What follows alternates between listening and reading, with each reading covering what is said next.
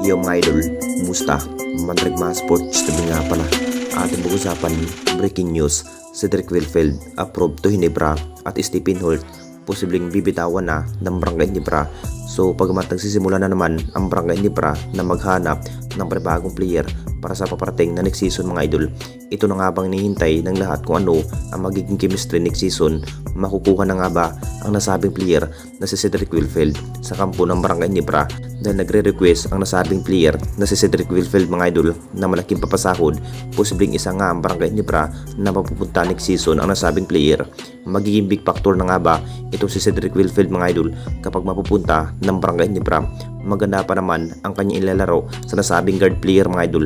Makapagtala pa rin ng 20 points sa bawat per game mga idol. Ngayon pa lamang po, talagang free agent pa rin ang nasabing guard player, pero decision pa rin ng Hinebra management kung sang-ayon pa nga ba sa bawat ilalaro itong ang nasabing player na si Cedric Wilfield. Kung sakaling mapupunta ito si Cedric Wilfield mga idol, siguradong matinding kapalit ng Barangay Hinebra. Nagiging high value pa rin ang nasabing player kung bakit mas gustong mapupunta ng Barangay Hinebra kahit nakuha pa ang sariwang kampyonato ng Jenkins last PB Commissioner Cup. Talagang hahanap pa rin na mas bagong batang player, aggressive pagdating sa point guard. Mas lalo pang lumakas ang Jenkins pero hindi pa rin 100% na mapupunta itong si Cedric Wilfield mga idol sa kampo ng Jenkins. Wala pang sinabi ang SMC na matatanggap pa nga ba bilang Hinebra player ito si Cedric Wilfield. At dito na naman tayo sa isa pa nating balita. Stephen Holt, bibitawan na nga ba ng Barangay Hinebra?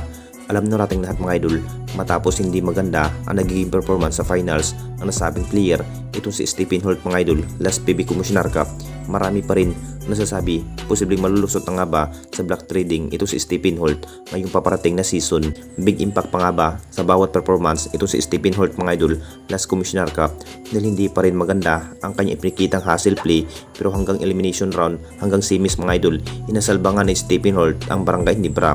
Nagsasalita ang Hinebra management tungkol sa nasabing player kung pasok pa nga ba sa blockbuster trade ito si Stephen Holt.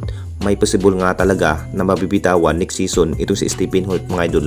Isa ang Barangay Hinebra sa naghahanap ng panibagong player at isa nga si Stephen Holt sa madadawit at masasali sa trading block. Siguro maiiba na naman ang bawat magiging plano itong si Coach Tim Con mga idol dahil nakita naman nating lahat malaking papel rin ang nasabing player ito si Stephen Holt sa kampo ng Barangay Hinebra kung saan hindi pa rin basta-basta na matrade lamang.